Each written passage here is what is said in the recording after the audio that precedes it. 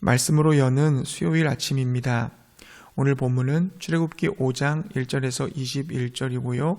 제목은 고통을 가중시킨 순종입니다. 모세와 아론은 애굽의 바로 왕을 찾아가서 하나님께서 전하라는 말을 그대로 전합니다. 이스라엘 백성을 내보내 주십시오. 우리가 광야에서 하나님의 절기를 지킬 것입니다. 라고 말했습니다. 여기서 절기란 이스라엘의 고유 명절을 뜻하는 것이 아니라 특별한 집회, 정기적이거나 단회적인 종교 축제를 의미합니다. 예상했던 대로 바로는 거절합니다. 거절의 이유는 여호와 하나님이 누군지도 모르는데 모르는 신의 말을 들어줄 수는 없다는 것이었습니다. 바로는 거대한 노예 민족 이스라엘이 섬기는 신을 알고 있었을 것입니다. 다만 그의 발언은 자신과 애굽은 여호와와 아무런 상관이 없다는 뜻이었습니다. 이것은 여호와 하나님에 대한 무지가 아니라 무시였던 것입니다. 그러자 모세와 아론은 다시 바로를 설득합니다. 여호와 하나님께서 우리에게 나타나셨습니다. 광야로 사흘 길을 가서 하나님께 제사할 수 있게 해주십시오. 우리가 제사하지 않으면 하나님께서 무서운 질병이나 칼로 우리를 심판하실 것입니다. 그러나 바로는 거절합니다. 사흘 동안의 노동력이 손실되는 것보다도 이스라엘 민족의 독립과 해방을 염려했기에 거절한 것입니다. 이제 바로는 더 가혹하고 비열한 조치를 취합니다. 노예를 관장하는 현장 감독들과 작업반장들에게 그들의 노동 강도를 더 높이라고 명령합니다. 작업반장들은 기록원이라고도 하는데 이스라엘 사람들로 세워졌습니다. 바로는 벽돌을 구울 때 들어가는 집을 노예들이 스스로 구해 벽돌을 제조하라고 지시합니다. 당시 노동 분업을 통해 농사꾼들이 추수 후 보릿집과 밀집을 모아 놓았다가 노동 현장에 제공했던 것으로 보입니다. 그런데 이제 농부들이 아니라 이스라엘 사람들이 직접 집을 구해야 했으니 얼마나 힘들었겠습니까? 게다가 하루에 만들 벽돌의 양은 변하지 않았습니다. 노동 환경은 열악해졌는데 해야 할 일의 양은 그대로이니 참으로 고통스러운 일이 아닐 수 없었습니다. 사실상 이것은 실현 불가능한 명령이었습니다. 바로가 이와 같은 전략을 구사한 이유는 무엇일까요? 두 가지로 볼 수 있을 것입니다. 첫째, 노예들을 더욱 가혹하게 다스려서 통제하려 한 것입니다. 로마 제국의 노예들의 비율은 총 인구의 30%, 도시에서는 인구의 50%가 넘었다고 합니다. 노예들을 효과적으로 관리하는 방법으로 채찍과 당근을 사용하는데 그 중에서 채찍이 기본 수단이었습니다. 둘째, 노동 강도를 높여 노예들의 불만을 의도적으로 고조시킨 뒤 그 책임을 모세와 아론에게 돌리려 한 것입니다.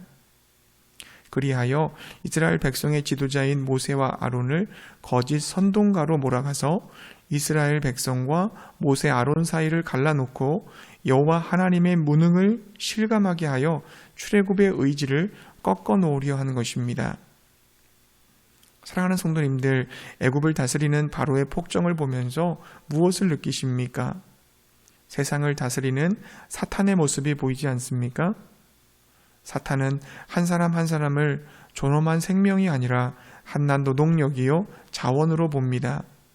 잉여 가치의 직접 생산자, 즉 인력으로 보는 것입니다. 자신의 이익을 위해 위험천만한 작업 환경에 노출시켜 과로시키고 혹사시킵니다. 그리고 쓸모 없어지면 버리면 그만이라고 생각합니다. 인간을 소모품으로 여기는 것입니다. 이 세상을 보십시오. 힘 있는 자가 힘 없는 자를 착취합니다. 갑질을 합니다. 자신들의 소유를 확대하고 권력의 자리를 지키기 위해서는 사람을 짓밟고 무시하고 죽이기까지 합니다. 서로 경쟁하고 비판하고 싸우기에 바쁩니다. 이런 세상에 소망이 있을까요? 이런 세상에 무엇을 기대할 수 있겠습니까? 저마다 욕심에 이끌려 사단의 꼭두각시 노릇을 하며 세상의 풍조를 따라 살아가고 있지 않습니까? 그 결과는 멸망이고 심판입니다. 하나님께서는 이런 세상에서 인간을 구원하기 위해 예수님을 보내셨습니다. 예수님은 자신의 십자가와 부활로 죄인을 의인으로, 옛사람을 새사람으로 만드시고 새사람을 통해 하나님의 나라를 이 땅에 세워가십니다. 그리고 다시 오실 그날에 예수님이 다스리시는 하나님의 나라, 새 나라는 완성될 것입니다. 그러므로 사랑하는 성도님들, 우리가 이 세상에 속하지 않고 하나님 나라에 속했음을 감사하십시다. 나를 구원하신 예수님의 사랑에 감사하시기 바랍니다. 그리고 하나님 나라에 속한 시민으로서 이 세상 나라를 하나님 나라로 변화시켜 나가는 거룩한 사역에 헌신하는 우리 모두가 되시기 바랍니다. 다시 본문으로 돌아갑시다. 과중한 작업량을 재촉받은 이스라엘의 작업반장들은 더 이상 견딜 수 없게 되자 바로를 찾아가 다시 집을 제공해달라고 요청했습니다. 그들은 매질을 당하며 작업량을 맞추려 했지만 도저히 할 수 없으니 자신들의 잘못을 용서하여 선처를 베풀어 달라고 부탁한 것입니다. 그러나 바로는 냉정하게 요청을 거부하고 그들의 불만이 모세와 아론에게 향하도록 만듭니다. 바로의 의도대로 이스라엘 작업반장들은 이 모든 책임을 모세와 아론에게 돌립니다. 그럭저럭 잘 살고 있던 자신들을 모세와 아론이 곤경에 빠뜨렸다고 비난합니다. 모세와 아론 때문에 자신들이 바로의 눈에 미운 털이 박히게 되었다는 것입니다. 모세와 아론을 향한 백성들의 원망과 비난은 장차 광야 40년 동안 끝없이 반복되는 그들의 불평과 원망, 반역을 예고하는 듯합니다. 사랑하는 성도님들, 좋은 게 좋은 것이 아닙니다. 옳은 게 좋은 것입니다. 바로의 통치 밑에서 값없이 생선, 수박, 부추, 파와 마늘을 먹는 것이 좋을 수 있습니다. 많은 사람들이 그 길이 좋다고 할 수 있습니다.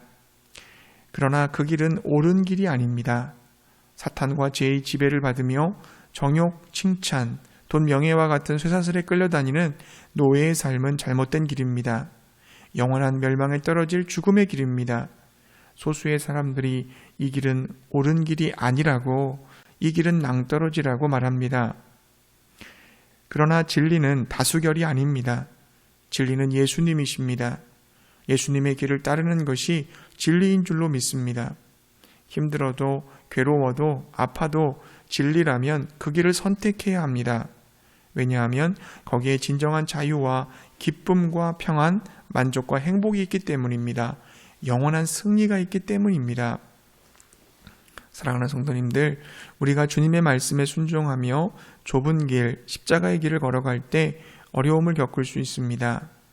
그러나 물러서지 맙시다. 문제를 직면하고 끝까지 걸어가시기 바랍니다. 하나님께서 여전히 함께하고 계십니다. 하나님이 일하실 것입니다.